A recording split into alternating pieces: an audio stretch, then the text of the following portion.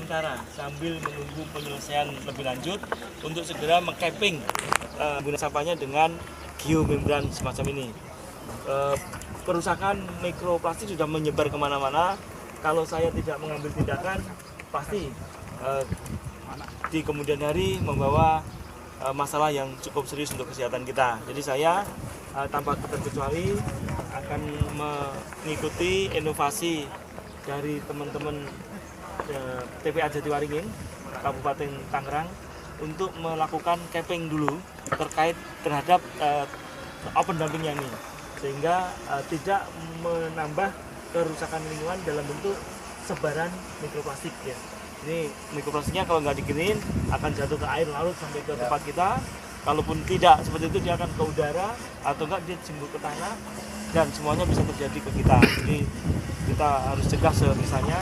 Saya akan memberikan waktu kepada semua pengelola TPA di Jabodetabek untuk segera memenuhi arahan dari Menteri, segera melakukan capping terhadap open dumpingnya, karena kita maklumi bahwa timbulan plastiknya rata-rata 20% dari jumlah total sampah, yang mungkin yang 50% bisa terurai, yang 20% akan berevolusi atau berubah bentuk, bertransformasi menjadi mikroplastik, dan ini kita semua sudah merasain ya. Jadi saya rasa itu. Kemudian berikutnya saya ninggau ke sini karena ini salah satu tempat yang oleh perintah Bapak Presiden Prabowo Subianto untuk dibangun waste to energy. Jadi dari 3 kota berdekatan aglomerasi, mulai dari Kabupaten Tangerang, Kota Tangerang, dan Kota Tangerang Selatan, saya arahkan, saya rekomendasikan berdasarkan kajian tim terpadu untuk dilakukan pembangunan waste to energy-nya di TPA Jatiwaringin ini. Hanya Bapak Bupati dimintakan untuk menyiapkan air yang diperlukan, kemudian memperlebar akses jalan sehingga volume sampah yang akan ditangani aglomerasi ini meliputi hampir 4.000 lebih ton per day, ini tidak menimbulkan gejolak sosial. Jadi awal harus dipimpin dengan benar.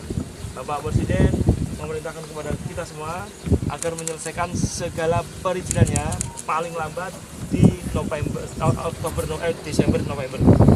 Berkenan Bapak Presiden, perintah beliau bahwa paling lambat awal Januari kegiatan groundbreaking di dalam pembangunan waste to energy bisa segera diletakkan. Hari ini data itu telah kami masukkan ke Tanantara sebagaimana mandat Peraturan Presiden nomor 109 tahun 2025 tentang waste to energy. Dan antara saat ini sedang melakukan kelas kualifikasi terhadap para developer, para pembangun listrik tenaga sampah ini dengan tahapan-tahapan proses pengadaan barang dan jasanya. Jadi dalam waktu segera tentunya akan segera diputuskan pemenang dari pelaksanaan waste to energy untuk daerah aglomerasi Tangerang ini. Sekali lagi, ini adalah 7 dari salah satu dari 7 aglomerasi yang sudah siap.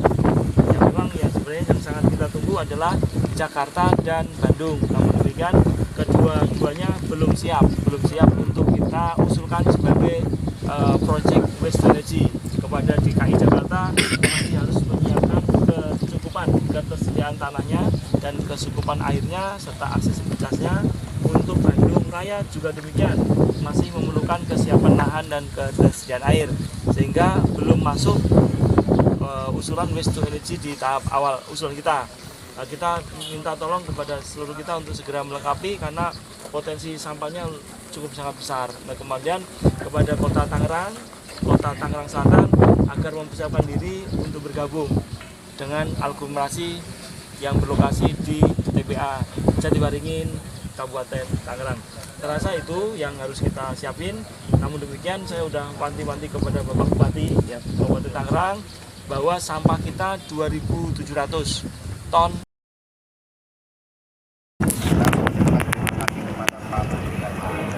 Ya sudah 2 kali datang ke TPA Jatiwaringin.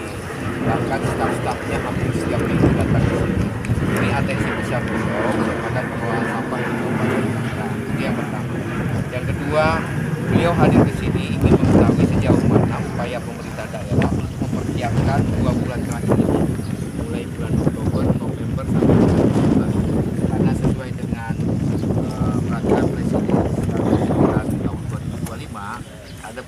kemudian tugas kewenangan, Pak Menteri kewenangannya banyak sekali, terus juga kami kewenangannya ada 5 komponen yang harus kami persiapkan kalau memang nanti kita akan masuk ke proyek Danantara yang dikelola untuk West Energy. Ada 5 komponen yang harus disiapkan perintah Pak Menteri sampai dengan Desember. Yang pertama adalah lahan. Beliau sekarang lihat langsung lahannya, pematangan lahan untuk bisa dibangun oleh pihak Danantara. Yang kedua adalah terkait dengan air bersih. Kami sudah ajak juga Direktur PDAM dan sudah masuk juga instalasi utamanya datang ke sini, masuk ke sini. Yang ketiga adalah terkait sarana angkutan. Sarana angkutan kita rumuskan akan kita tambah lagi tahun 2026.